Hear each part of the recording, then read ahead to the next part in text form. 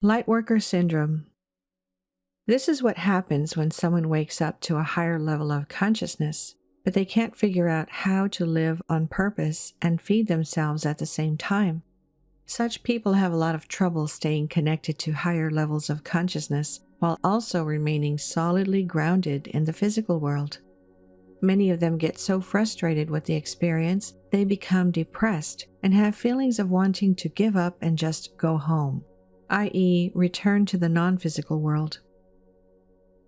These troubled lightworkers often feel they must compromise, either stay connected up top and be totally ungrounded, or lose that higher connection and become more grounded. But this is a really tough compromise. So many of them oscillate back and forth, never quite sure which is the right way to go. Consequently, these lightworkers either do empty work they don't enjoy, but which pays okay, or they do purpose-centered work that hardly pays anything. They end up sacrificing either their purpose or their income, since it's very, very challenging to satisfy both at the same time. But this either-or decision takes a toll in the long run. It's hard to stay on purpose if you're worried about paying the rent, and it's hard to generate good income if your work doesn't inspire you. The real trap is the either-or belief itself. It's a mistake to think you can't attract abundant resources doing what you love. It's also a mistake to think that staying broke is the best way to help other people. Many lightworkers are so sensitive to the idea of sacrificing their purpose for money that they figure it's better to have no money at all, or barely enough to get by. When you're faced with financial scarcity and have to pay the rent or lose your home, it's really tough to maintain integrity because, under stress, you'll likely lower your vibration and bring your awareness down. You effectively become a different person. When your survival and stability are threatened, those become your priority. I'm not going to tell you the solution is to choose between your higher connection and your groundedness. As you can probably guess, the solution is that you need both. But you won't be able to get there until you understand why you don't already have both right now. Fearing your own power. The reason you can't maintain your stable connection to Source and remain grounded at the same time is that you're afraid of what it will mean if you succeed. First of all, it is possible to stay connected to Source and be grounded at the same time. This isn't just some new agey concept, it's downright practical. On the one hand, I have my purpose, my spiritual beliefs, and my feeling of connection to everyone. When I resonate with those thoughts, I'm motivated to serve and help people all day long. Connectedness plus groundedness equals synergy. At their core, these two sides aren't really in conflict. They may be different energies, but they're not inherently opposed to each other. In fact, they serve to support each other. The spiritual side provides abiding motivation. Whenever I see a broke lightworker, I invariably see an underlying fear of success. If I confront the person about it, they will usually resist the notion, which I completely understand. But the pattern is so strong that once you see it, it's undeniable.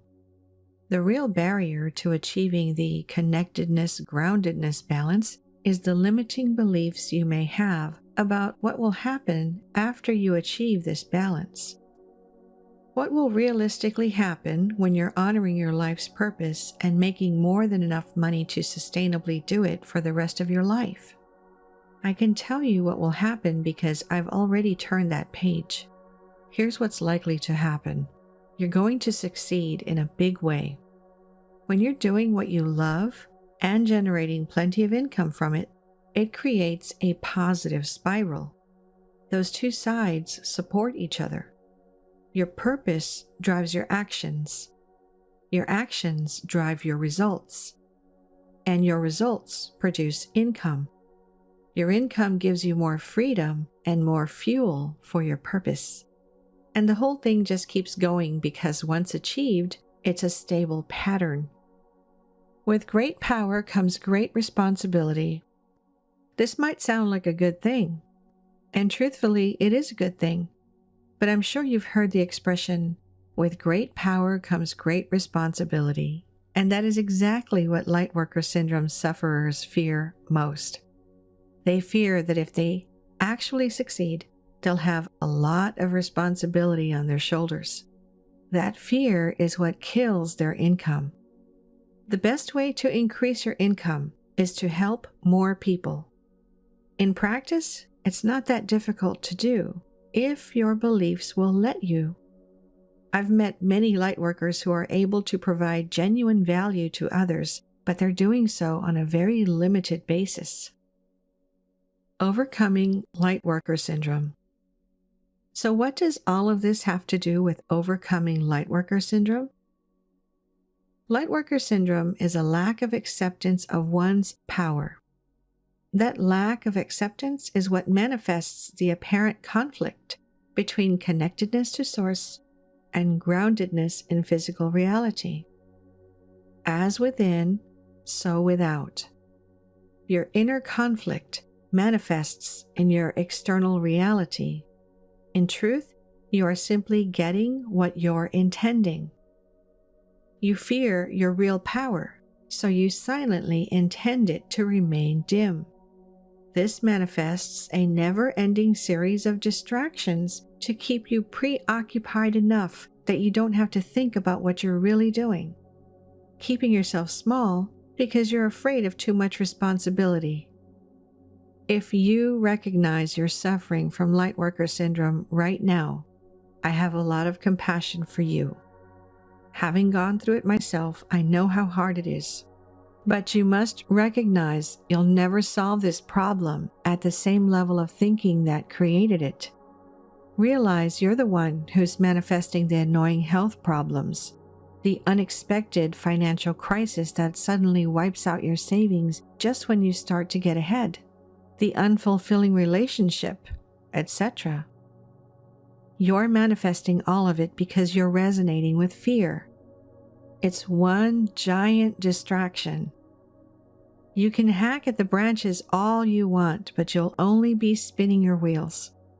Whenever you're ready, you have the power to turn off those petty problems and stop manifesting them. But once you do that, you're going to have to deal with the real issue of why you're here. Deep down, you know that's the truth, don't you? Embracing your inner light.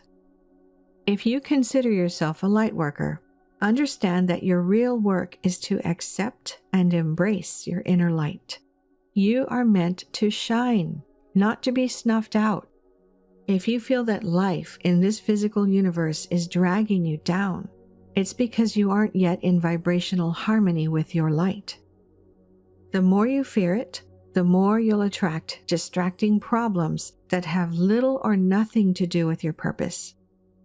But whenever you're ready, you can say to the universe, "Okay, I'm ready. I'm going to pursue my purpose with all my heart and soul, and you'd better back me up." Once you make a committed decision, you'll attract all the help and resources you need. You'll be shocked at just how easy it is. You came here to do some serious good for this planet, so get busy and go do it. You're not fooling anyone by standing still. You're responsible to do what you came here to do, whether you do it or not. And if you're going to be responsible, you might as well accept and embrace the power to do something about it. Staying small serves no one, least of all you. This planet needs you now, not tomorrow, not someday. Don't let us down, and especially don't let yourself down. I shall leave you with a quote from Marianne Williamson. Our deepest fear is not that we are inadequate. Our deepest fear is that we are powerful beyond measure. It is our light, not our darkness, that most frightens us. We ask ourselves, who am I to be brilliant, gorgeous, talented, fabulous? Actually, who are you not to be? You are a child of God. Your playing small doesn't serve the world.